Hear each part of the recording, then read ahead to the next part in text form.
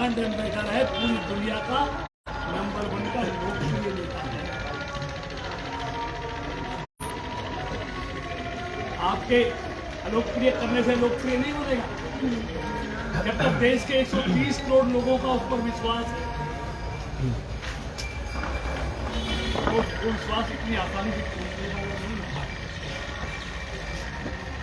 तुम्हारी तरह उनके बैंक बैलेंस नहीं है, तुम्हारी तरह उनके पास प्रॉपर्टी नहीं है, तुम्हारी तरह उनके पास महल नहीं है, तुम्हारी तरह उनके पास कंपनियां नहीं है। वो आज भी अपनी तनख्वाह से भोजन करते हैं।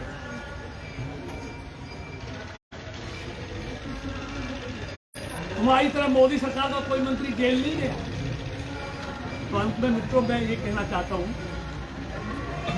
कि इस देश में आज पहली बार मोदी सरकार के 77 मंत्रियों में से 27 ओबीसी समाज के मंत्री हैं। 60 टोटल संख्या का 60 करोड़ ओबीसी समाज का हिंदुस्तान में रहता है। लेकिन आज ओबीसी समाज के प्रति जितनी घृणा इस राहुल को और उसके गांधी परिवार को हो गई है, मैंने कभी नहीं देखी। ओबीसी समाज का यही दोष है जो मोदी के साथ ही खड़ा है। मोदी के प्रति उसका विश्वास बढ़ा है। मोदी के रूप में ओबीसी समाज अपने आप को गवर्नमेंट महसूस करता है। यही कसूर है। इसीलिए लगातार ओबीसी समाज को पिछले 9 साल से अपमानित कर रहे हो। कभी जेब कतरा कहते हो, कभी चोर कहते हो, कभी मौतों का सौदागर कहते हो, कभी दुर्योधन कहते हो, कभी हिटलर कहते हो। तो ये अपमान ओबीसी समाज कहां तक सहेगा? आज न्यायालय ने फैसला कर ओबीसी समाज को गौरव से जीने की एक ताकत दी है, अधिकार। आज वो अपने आप को अच्छा महसूस कर रहा है कि न्यायालय ने हमको अपमानित करने वालों को सजा दी। और मित्रों, में एक बात कहकर अपनी बात को साफ कर डालूं, समय आने दीजिए। ओबीसी समाज इन 9 सालों में किए हुए अपने अपमान का बदला फोन आ रहे हैं यार, डिस्टर्ब मत करो। चुनाव में लेकर दिखाएगा। मेरी ये बात याद। तो मैं अपना फोन खराब कर लूँ फिर तो तुम मेरे खराब करोगे, तो तुम पीछे ऊपर कर ले यार।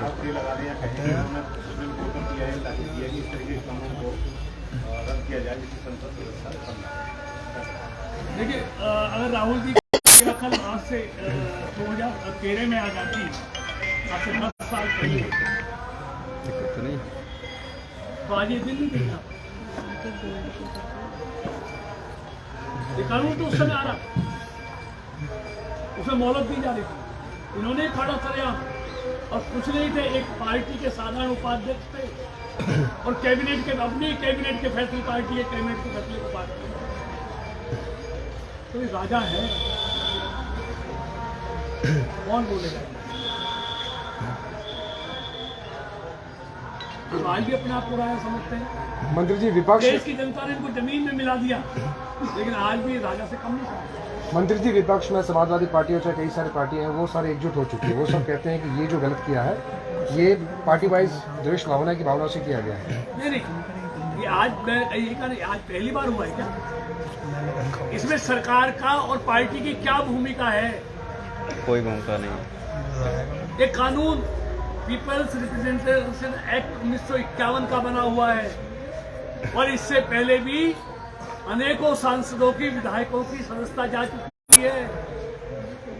उनको भी दर्द है आजम खां की सदस्यता जाने का। जयललिता को भी सदस्यता गई थी। तो ऐसे एक मामला नहीं है, लेकिन अब ये सजा का प्रावधान 2 साल से ज्यादा सजा होगी तो उसको ये उसकी सदस्यता जाएगी। और ऐसे लोगों में बीजेपी के भी एमएलए हैं जिनकी सदस्यता गई है। एक पार्टी के लोग नहीं है। ये देश कानून से चलेगा, दोष बढ़ने से नहीं चलेगा। इनको हर बात में मोदी सरकार का षड्यंत्र नजर आता है, जो खुद षड्यंत्रकारी है, जिन्होंने हमेशा देश के खिलाफ षड्यंत्र रखे। वो लोग हमको देशभक्ति का वो देंगे, कानून का पाठ पढ़ाएंगे।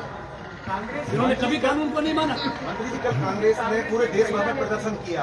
लगातार वो कह रहे हैं कि भारतीय जनता पार्टी ने हमारे नेता को भारत जोड़ो जो यात्रा निकाली थी, उसकी लोकप्रियता से घबराकर हमारे नेता देखिए सेकंड कितनी लोग फर्स्ट क्लास उनके नेता पूछ लो तुम, आवाज जाएगी तो। मिजोरम का रिजल्ट आया है, सामने आएगा तो लोग पिटाई के नेता की कितनी देख लीजिए ना। सदन के अंदर कांग्रेस की महिला नेत्री रेणुका को काफी समझा शब्दों में कि पहली बार हमारे नौजवान ऐसी हस्ती सुनाई उनकी स्टेटमेंट आई है कि मोदी अब अपना एक्शन लेंगे, मानहानि का दावा करेंगे। देखिए ये लोकतंत्र है, सबको कानून लेने का हक है। इसमें मोदी सरकार कोर्ट में नहीं गई, इसमें जिस ओबीसी समाज को अपमानित किया गया वो कोर्ट में गया, उसको चोर कहा। और कोई समझता भी मेरे लिए ये सब कहें तो तथ्य प्रस्तुत कर जाए।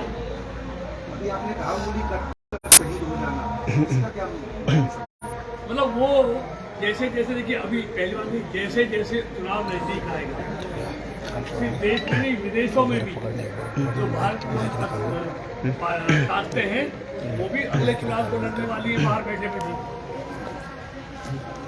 दुनिया की जो भारत विरोधी ताकतें हैं, जो अंदर भारत के अंदर जो भारत विरोधी ताकतें हैं, वो नहीं चाहती कि भारत मजबूत बने, भारत शक्तिशाली बने। भारत जैसे 10वें नंबर से 5वें नंबर पर आया है, अगले 5 सालों में 30वें नंबर पे आए। तो नहीं चाहती भारत ताकतवर बने, भारत को कमजोर देखना चाहती है। बीबीसी की जो डॉक्यूमेंट्री आई थी गुजरात सरकार के खिलाफ, तत्कालीन सरकार के खिलाफ, क्या है उसी का नतीजा है? देखिए बीबीसी की डॉक्यूमेंट्री से पहले सर्वोच्च न्यायालय मोदी जी को बरी कर दिया, और बीबीसी की डॉक्यूमेंट्री 1984 में भी आ जाती है तो बेहतर होता। गोधरा के साथ साथ 1984 में भी 2 डॉक्यूमेंट तो उसकी निष्पक्षता मालूम चलती। मैंने कहा ना सबका एक ध्येय है, उन्होंने डॉक्यूमेंट्री लाए उनसे देश को आजाद कराया। इनकी आज राहुल गांधी मदद मांग रहे हैं, भारत के अंदरूनी मामलों में हस्तक्षेप मांग रहे हैं, उन्हीं से तो इस देश को आजाद कराया। और उनकी पार्टी ने बहुत लंबा संघर्ष किया, आज उसी पार्टी का वारिस उन्हीं लोगों से भारत के मामलों में हस्तक्षेप करने की मांग कर रहा है। सीधा सा एक सवाल पूछा था मैंने, ये रिश्ता क्या कहलाता है? वो रिश्ते पे तो बात नहीं की आपने, घुमा घुमा के बाकी सारी बात कर दी। वो तो कह रहे हैं रिश्ता क्या कहलाता है अडानी साहब के साथ। देखिए अडानी जो है इस देश का बहुत मेरा सवाल उठाया इसलिए नहीं, सवाल उठाने में कुछ नहीं। मैं आज गौतम के बारे में कुछ कह दूंगा तब तक नहीं दूंगा क्या होगा। जब बोफोर्स वीपी सिंह जी लेके आए थे तो उन्होंने ऑन द फ्लोर पार्लियामेंट में सारे तथ्य दिए थे हर टेबल पर कि किस अकाउंट में पैसा गया है, अकाउंट का नंबर क्या है, अकाउंट कहाँ पर है, अकाउंट वाले का नाम क्या है, कहाँ से पैसा चला, वो सारी चीजें उन्होंने तथ्य दिए थे। तब जेपीसी बनी थी। ये अडानी कहने से तथ्य प्रस्तुत करें राहुल जी कि मोदी जी का क्या रिश्ता है, क्या लेन देन है, तो बताएं तो सही। कोई अकाउंट नंबर बताएं, कोई खाता बताएं। और भाग जाना ये कहना चाह रहे हैं, इस तरीके की राजनीति ये परसेप्शन बनाना चाहते हैं, लेकिन परसेप्शन बगैर तथ्यों को नहीं बनती। कांग्रेस को कोई और मोदी जी का दामन इतना पाक साफ है कि चाहकर भी परसेप्शन भी नहीं बना पाएंगे, क्योंकि मोदी देश के बच्चे बच्चे के दिल में समाया हुआ है। मंत्री जी क्या कहना चाहेंगे, राहुल गांधी 2024 और 29 दोनों हाथ से गए? देखिए ये तो देश के लोग तय करेंगे, क्यों 2 साल का जब अगर हो जाते? मैं तय नहीं करूंगा। 2024 और 29 में देश के लोग तय करेंगे।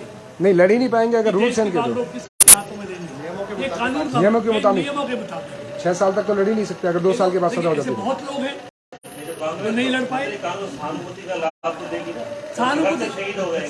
भाई सहानुभूति किस बात की? जैसे शहीद हो जाता है किसी का फिर अपने 2 लोकसभा जा रहे हैं उनके हाथ मैंने से। कहा ना, उंगली कटाकर सही हैं? अभी हुए कैमरा आगे सीधे अभी हुए हैं। सही तो होता जो देश के लिए लुट जाता, मिट जाता। मंत्री जी खेड़ा की गिरफ्तार कर दिया था, इसे गिरफ्तार क्यों नहीं किया गया? इसकी गिरफ्तारी क्यों नहीं की गई? नहीं कहना का देखिए, उसको तुरंत वहीं पकड़ रहे हैं, लेकिन वहाँ कोर्ट में मौजूद थे और 3 साल तक की सजा में तुरंत जमानत देने का कानून में प्रावधान है। अगर सरकार का कोई षड्यंत्र होता तो जमानत मिल जाती, वो भी तो उसी अदालत ने जमानत दी है। मंत्री जी तो कानून है, कानून अपना काम करेगा, लेकिन ये कानून को नहीं मानेंगे। बड़े लोग हैं।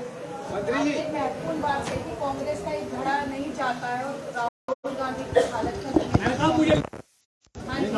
मुझे लगता है कांग्रेस में कोई ऐसी शक्ति है जो राहुल गांधी जी से मुक्ति चाहती है। नहीं तो पवन खेड़ा के मामले में 15 मिनट में इतने बड़े बड़े वकील पार्टी के पास हैं, तुरंत सर्वोच्च न्यायालय पहुंच गए और जमानत करा ली। लेकिन ये 24 घंटे बीत जाने के बाद भी किसी ने पैरवी नहीं की। प्रावधान है इसमें, प्रावधान नहीं होगा। अपने विभीषणों को नहीं पहचान पा रही है। मुझे लगता है, उनको लगता है इसके कारण ही कांग्रेस पाताल में है। सर विपक्ष कह रहा है कि भाजपा ओबीसी के कंधे पर बंदूक रख के शिकार कर रही है। देखिए बात नहीं है। इस गांधी परिवार ने, इस राहुल जी ने ओबीसी को पिछले 9 साल में जो अपमानित किया है, ऐसी कौन सी गाली है जो इस परिवार ने ओबीसी को नहीं दी, ओबीसी के लीडर को नहीं दी? जिद चोर कह दिया, उसको दे दी, हिटलर की संज्ञा दे दी, मौतों का सौदागर कह दिया, जहर की खेती करने वाला कह दिया। क्या नहीं कहा? ओबीसी समाज ने क्या क्या कड़वा घूंट नहीं पिया इन 9 सालों में। मंत्री जी क्या कहना चाहेंगे? लेकिन इन्होंने तय कर लिया कि हम ओबीसी समाज को अपमानित करेंगे, क्योंकि वो दबे हुए लोग हैं, वो कुचले हुए लोग हैं, वो पिछड़े लोग हैं। उनको प्रधानमंत्री उनके समाज से कैसे बन गया, ये हजम नहीं हो रहा है। मंत्री जी क्या कहेंगे? एक गरीब का बेटा प्रधानमंत्री ओबीसी समाज का कैसे बन गया, ये 9 सालों में पचा नहीं पाए ये लोग। मंत्री जी कांग्रेस के लोग राहुल गांधी को प्रधानमंत्री देखना चाहते थे, अब कौन करेगा उनका सपना पूरा? तो देखिए, किसी पार्टी के कार्यकर्ताओं से देखने की बात नहीं है।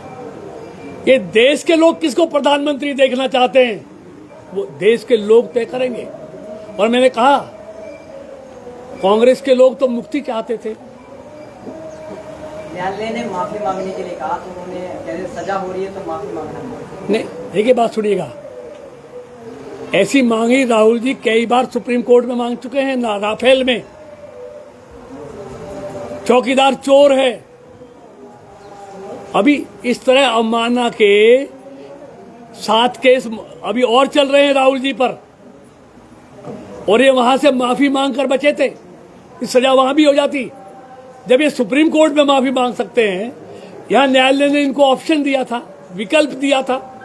ओबीसी समाज ने इनसे गुहार की थी, कोर्ट ने बार बार कहा था आप गलती मान लीजिए, माफी मांग लीजिए। वहां पर मनु सिंघवी जी इनके वकील थे, तो मनु सिंघवी जी वहां तो आपने सलाह दे दी इनको माफी मांगने की, यहां भी दे देते। आपने अभी कहा कि पवन खेड़ा के मामले में कांग्रेस ने बड़े बड़े वकील खड़े कर दिए थे, तो राहुल गांधी तो वकील है नहीं, कोई भी वकील ने जमानत दिलाई है।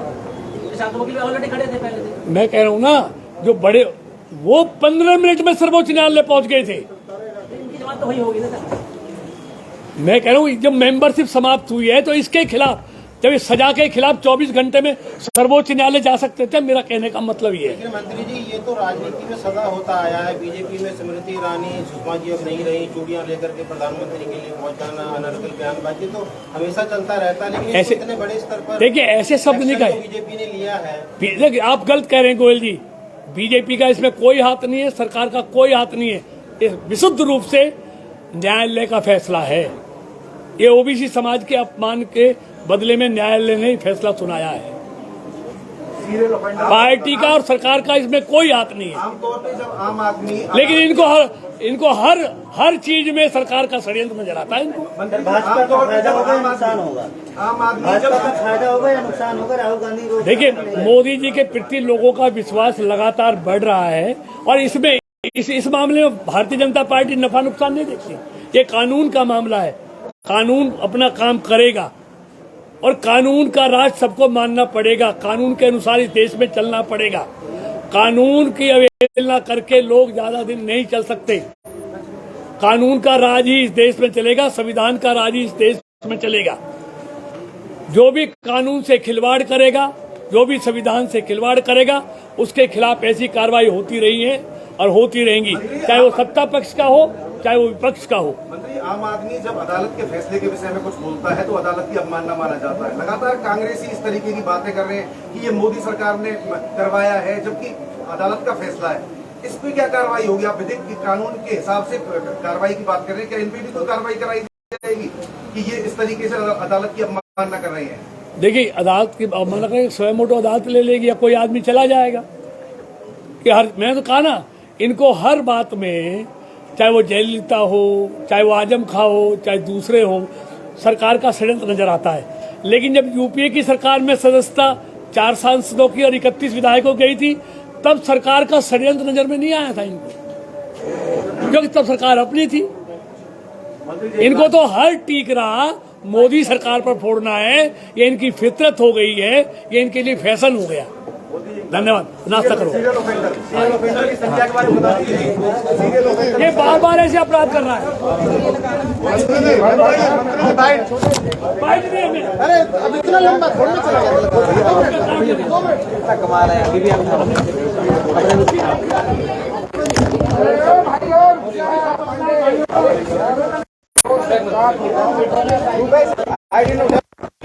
सारी लगी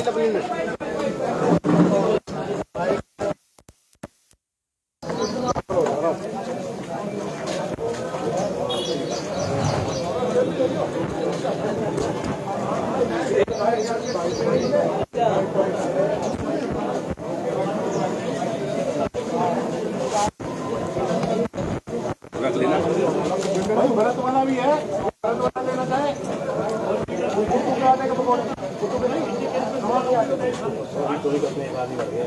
मैंने इसलिए पहले कुट्टू के जो बनवाई थी, सामक के बनवाई पहली बार किसी सामक के आगे मिली।